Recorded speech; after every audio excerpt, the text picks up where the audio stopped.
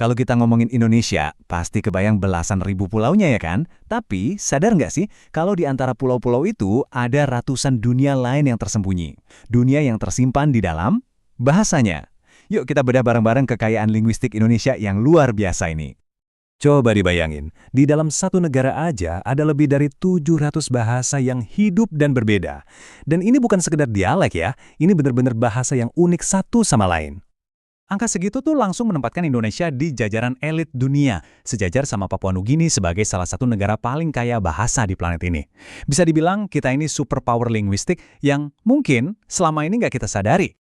Nah, pertanyaannya sekarang, kok bisa sih satu negara punya bahasa sebanyak itu? Gimana ceritanya? Jawabannya ternyata ada di geografi negara kita sendiri. Bayangin deh, selama ratusan tahun, lautan, gunung-gunung tinggi, dan hutan lebat itu jadi pemisah alami antar komunitas. Nah, di kantong-kantong terisolasi inilah setiap kelompok akhirnya ya menciptakan dan mengembangkan bahasa mereka sendiri yang unik. Tapi keragaman ini tidak merata loh. Ada beberapa daerah yang jadi hotspot linguistik, contoh paling ekstrim, Papua. Di satu pulau itu aja ada lebih dari 250 bahasa. Kebayang nggak tuh? Oke, angka-angka tadi emang keren banget. Tapi biar benar-benar kebayang, yuk kita tur singkat, kita cicipi beberapa rasa bahasa yang unik dari berbagai penjuru Nusantara. Pemberhentian pertama kita, bahasa Jawa. Ini dia juaranya, bahasa daerah dengan penutur paling banyak, lebih dari 80 juta orang. Apa sih yang bikin bahasa Jawa ini spesial? Salah satunya adalah sistem tingkatan bahasanya, atau unggah-ungguh. Jadi, kita nggak bisa asal bilang kamu. Ke teman mungkin kita pakai kowe, santai. Tapi ke orang yang lebih tua, kita harus pakai panjenengan sebagai bentuk hormat. Keren ya, rasa hormat itu benar-benar jadi bagian dari struktur bahasanya. Oke, kita terbang ke Sulawesi. Di sini, kita kenalan sama bahasanya para pelaut dan pedagang ulung di masa lalu. Bahasa Bugis.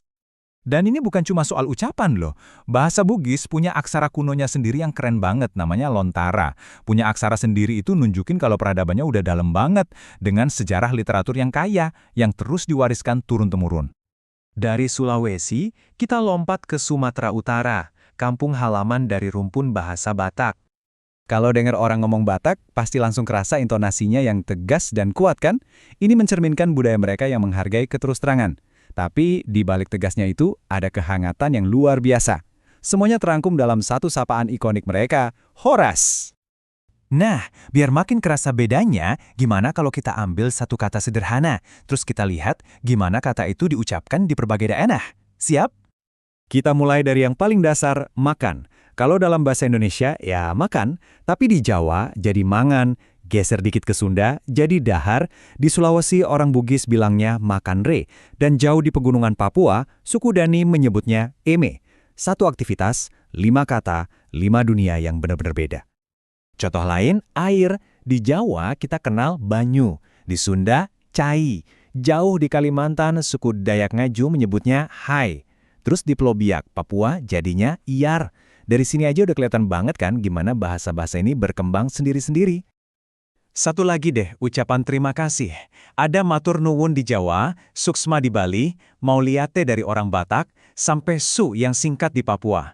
Setiap ucapan ini punya rasa dan kedalaman budayanya masing-masing. Perbedaan yang drastis untuk kata-kata simpel ini nunjukin satu hal yang penting banget. Setiap bahasa itu bukan cuma kumpulan kata, tapi seperti yang kita lihat, tiap bahasa itu ibarat jendela. Jendela untuk melihat dunia dengan cara yang benar-benar berbeda. Jadi intinya apa? Ini semua bukan cuma soal beda kata, ini jauh lebih dalam. Ini soal identitas. Karena bahasa itu bukan sekedar alat buat ngobrol. Bahasa itu, jiwanya budaya. Gimana cara kerjanya? Simpelnya gini. Pertama, bahasa itu nyimpan sejarah kita. Kedua, bahasa itu ngebentuk cara kita mandang dunia. Dan ketiga, bahasa itu yang nyatuin kita sebagai komunitas, yang ngikat kita lewat tradisi dan nyanyian. Nah, inilah kenapa semua ini jadi penting banget. Karena faktanya, banyak dari bahasa-bahasa ini sekarang ada di ambang kepunahan. Dan kalau satu bahasa hilang, yang hilang itu bukan cuma kata-kata, tapi seluruh dunia pengetahuan. Ini mungkin bikin kita mikir ya, gimana caranya sebuah bangsa dengan lebih dari 700 bahasa bisa tetap nyatu? Jawabannya ada pada sebuah keseimbangan yang indah. Coba bayangin gini deh. Ratusan bahasa daerah itu ibarat akarnya. Akar yang bikin tiap komunitas kokoh dengan warisan, sejarah, dan tradisinya. Nah, sementara itu, ada satu bahasa nasional, bahasa Indonesia, yang perannya sebagai jembatan. Jembatan yang menghubungkan semua komunitas yang beda-beda ini, biar kita semua bisa ngobrol, bisa kerjasama, dan jadi satu bangsa.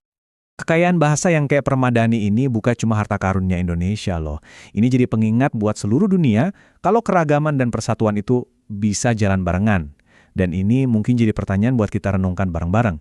Dalam hidup kita masing-masing, warisan bahasa apa sih? Entah itu dari keluarga, dari daerah, atau dari negara kita, yang menurut kita paling berharga.